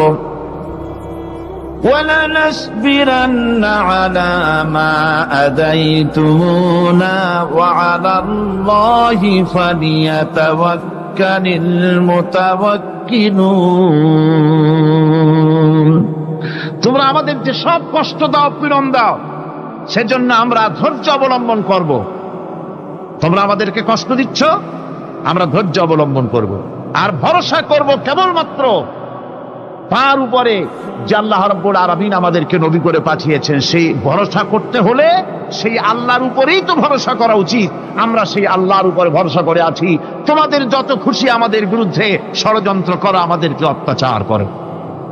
কোরআনে কারিমে হযরত হুদ আলাইহিস সালামের ঘটনা আল্লাহ রাব্বুল আলামিন এভাবে এনেছেন, তামাম এলাকার মানুষ তার বিরুদ্ধে ক্ষিপ্ত হয়ে গিয়েছে।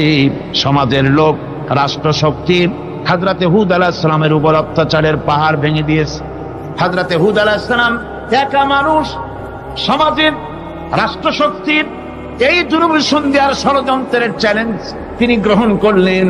আর তিনি বললেন, তিনি যেটা বললেন আল্লাহ পাক কোরআনে তা কোট করে দিলেন। দুনিয়ার সমস্ত ইসলামী আন্দোলনের কর্মীদের জন্য আল্লাহ পাক কোট করে দিলেন, সমস্ত মুমিনদের জন্য তা উল্লেখ করলেন। হুদ আলাইহিস সালাম তিনি জাতিকে বললেন, ফাকিদুনি জামিআন তুম্মা লা তুনদিরুন। তোমাদের যত ক্ষমতা আছে সমস্ত ক্ষমতা নিয়ে আমার বিরুদ্ধে তোমরা ষড়যন্ত্র করো, আর আমাকে এতটুকু অবকাশ দিও না। আমি সেই আল্লাহ রাব্বুল আলামিনের উপরে ভরসা করেছি, যার কুদরতি হাতের ভিতরে আমার জান, আর গোটা পৃথিবীর সমস্ত প্রাণীর জান যার কুদরতি হাতের মধ্যে, যার হাতের ভিতরে গোটা পৃথিবীর সমস্ত জান, সে আল্লাহর উপরে ভরসা করেছি। যা খুশি তোমরা আমার বিরুদ্ধে করতে পারো। সুবহানাল্লাহ। এটার নাম হলো ঈমান, এটার নাম সবর, এটার নাম ধৈর্য। এই ধৈর্য আসে ঈমানে কামেল হলে পরে এবং আল্লাহর উপরে পরিপূর্ণ বিশ্বাস হলে পরে। যদি কারো দিনের মধ্যে কথা বিশ্বাস থাকে যে আমার জন্য আল্লাহর পক্ষ থেকে যদি কোনো বুলেট নির্ধারণ করা থাকে, গোটা বিশ্ব যদি আমাকে পাহারা লাগায়, ওই বুলেট থেকে আমাকে বাঁচাইতে পারবে না। আর আমার জন্য যদি একটা বুলেট আল্লাহ কর্তৃক নির্ধারিত থাকে, তাহলে গোটা পৃথিবীর মানুষ চেষ্টা করেও সেই বুলেট থেকে আমাকে রক্ষা করতে পারবে না। এটার নাম হচ্ছে ঈমান। এই ঈমান যখন মানুষের মধ্যে সৃষ্টি হয়ে যায়, তখন সে বিপ্লবী শক্তিতে পরিণত হয়ে যায়। তার কাছে ভয় বলে কোনো জিনিস থাকে না, যেহেতু সে তো ভরসা করেছে এমন শক্তির কাছে যার চাইতে প্রচন্ড ক্ষমতা আকাশেও কারো নাই, জমিনেও। তিনি কে? জোরে চিল্লায় বলেন, তিনি কে? আমার বন্ধুগণ, রাসূল করিম সাল্লাল্লাহু আলাইহি ওয়াসাল্লাম হিজরতের রাতে সৌর পাহাড়ের গাড়ে সৌরের কাছে যখন চলে গেছেন, ফজরের রক্ত হয়ে হয়ে আসতেছে। হযরত আবু বকর রাদিয়াল্লাহু তাআলা আনহু বলছেন, হে আল্লাহর রাসূল, এখন আর অগ্রসর হওয়া ঠিক হবে না, বেলা উঠে গেলে ধরা পড়ে যাব। এখানে গুহা আছে, ভিতরে প্রবেশ করি। হযরত আবু বকর রাসূলের সম্মতি পেয়ে হযরত আবু বকর রাদিয়াল্লাহু তাআলা আনহু বলছেন, ইয়া রাসূলুল্লাহ, পাহাড়িয়া গুহা, সাপ বিচ্ছু থাকতে পারে, আমাকে অনুমতি দেন, আমি আগে ভিতরে ঢুকে সাফ করে আপনাকে ডাকি। ভিতরটা সাফ করে তিনি ডাকলেন। রাসূল করিম ভিতরে ঢুকে বলছেন, আবু বকর, পাহাড় বেয়ে বেয়ে বড্ড কষ্ট হয়েছে, একটু বসো, তোমার উরুর উপরে মাথা রেখে আমি একটু ঘুমাইয়া যাই। আল্লাহ নবী আরাম ফরমাচ্ছিলেন। সকালবেলায় কাফির বেঈমানরা যখন আস্তে আস্তে করে গুহা মুখে পৌঁছে গেছে, পায়ের চিহ্ন এখানে শেষ, তাদের নিশ্চিত ধারণা এর ভিতরে নবীজি আছেন। বলছে, বেরিয়ে আসো। একজন বলে নাই, আর একজন বলে আছে। এভাবে তাদের মধ্যে দ্বিমত হয়ে গেল। হযরত আবু বকর বলছেন, ইয়া রাসূলুল্লাহ, আমরা তো ধরা পড়ে গেছি, আমাদের তো আর উপায় নাই। এই গুহাটা এতই অগভীর, শুয়ে যদি হাঁটু উঁচু করা যায় উপর থেকে দেখা যায়, বসলে পরে মাথা দেখা যায়, ধরা তো পড়ে গেছি, উপায় নাই। আল্লাহর নবী তখন তার হাবিব, তার বন্ধুকে কি বললেন? বিশ্ববাসীর জন্য আল্লাহ পাক কোরআনে তা উঠায় দিলেন। নবীজি তার বন্ধুকে ডেকে বললেন, লা তাহজান ইন্নাল্লাহা মা'ানা। ও আমার সাথী, কোনো চিন্তা করো না, ভয় পেও না, শঙ্কিত হয়েও না, আমরা মাইনরিটি নই, আমরাই মেজরিটি, কারণ আল্লাহ রাব্বুল আলামিন আমাদের সাথে আছেন। সুবহানাল্লাহ। এই চিন্তা, এই ধারণা যদি মানুষের মনের মধ্যে থাকে, তাহলে কখনোই তার মন দুর্বল হবে না, ঈমান দুর্বল হবে না। ربنا ظلمنا أنفسنا وإن لم تغفر لنا وترحمنا لنكونن من الخاسرين ربنا لا تزغ قلوبنا بعد إذ هديتنا وهب لنا من لدنك رحمة إنك أنت الوهاب আয় আল্লাহ তাআলা, এই বিশাল জনসমুদ্র নিয়ে তোমার দরবারে হাত তুলেছি পবিত্র মেরাজের রজনীতে। আয় আল্লাহ, তুমি দয়া করে মেহেরবানি করে আমাদের আলোচনা, দুরুদ সালামের সওয়াব আমাদের বিশ্ব নবী, তোমার প্রিয় হাবিব জনাবে মুহাম্মদ রাসূলুল্লাহ সাল্লাল্লাহু আলাইহি ওয়াসাল্লামের রূহ মুবারকে পৌঁছায়া দাও। সমগ্র বিশ্বের মাটির নিচে যত মুমিন মুমিনাত শুয়ে আছেন, তাদের আরো আর পরে সওয়াব পৌঁছায় দাও। আমাদের মা বাপ যাদের দুনিয়া থেকে বিদায় হয়ে গেল, আল্লাহ কবরগুলিকে জান্নাতের টুকরায় পরিণত করে দাও। রব্বির হামহুমা কামা রব্বায়ানি সগীরা। পড়েন সবাই, রব্বির হামহুমা কামা রব্বায়ানি সগীরা। আয় আল্লাহ তাআলা, বহু মানুষ দোয়া চেয়েছি, কতজনের কত কষ্ট, কেউ হসপিটালে আছে, কারো অপারেশন হবে, কেউ বা মরে গেছে, কেউ বা মামলা মোকদ্দমায় আছে, কেউ বা পারিবারিক অশান্তিতে আছে। আল্লাহ, যিনি যেই নিয়তে দোয়া চেয়েছে মেহেরবানি করে সেই নেক নিয়ত তোমার দরবারে কবুল করে নাও। বিপদগ্রস্ত লোকগুলিরে বিপদ থেকে বাঁচাইয়া দাও। আয় আল্লাহ রাব্বুল আলামিন, এই মাহফিলে লক্ষ লক্ষ জনতা সমুদ্রের ঢেউর মতো চতুর্দিক থেকে আসতে থাকে। তুমি আর তোমার কোরআন আর তোমার রাসূল ছাড়া কোনো স্বার্থ কারো মনে নাই। কাউরে রিক্সা ভাড়া দেওয়া হয় না, ট্রাক ভাড়া, বাস ভাড়া কাউকে দেওয়া হয় না, এক লোকমা খানাও এখানে পায় না, তাবাররুক বা সিন্নি বিতরণও হয় না। আয় আল্লাহ, নিঃস্বার্থ ভাবে এই লোকগুলি যাতায়াত করে। আল্লাহ, তোমার কোরআনের বরকতে সকলকে তুমি গুনাহ মুক্ত করে দাও। আয় আল্লাহ তাআলা, যাতায়াতটা আসান করে দিও, যাতায়াতের পথে কারো যেন কোনো বিপদ না হয়ে যায়। আয় আল্লাহ তাআলা, বাড়ি ঘর ফালায় আসে, বাড়ি ঘর তোমার ফেরেশতা দিয়া তুমি হেফাজত করো। রব্বুল আলামিন, মা বোনেরাও কষ্ট করে আসে, আল্লাহ তুমি দয়া করে এ মাহফিলে যারা শরীক হয়, এ মাহফিলে কোরআনের মাহফিলে শরীক হওয়ার কারণে তোমার কাছে একটা দাবি করি। দাবিটা হলো, মেহেরবানি করে সব মানুষকে তোমার কাবা ঘর দেখাও। যারা উপস্থিত হয়েছে সকলকে তোমার হাবিবের রওজায় গিয়া সালাম দেওয়ার তৌফিক দাও। রব্বানা তাকাব্বাল মিন্না ইন্নাকা আনতাস সামিউল আলিম ওয়া তুব আলাইনা إنك أنت التواب الرحيم سبحان ربك رب العزة عما يصفون سلام على المرسلين الحمد لله رب العالمين واجعل آخر كلمتنا عند الموت لا إله إلا الله محمد رسول الله السلام عليكم ورحمة الله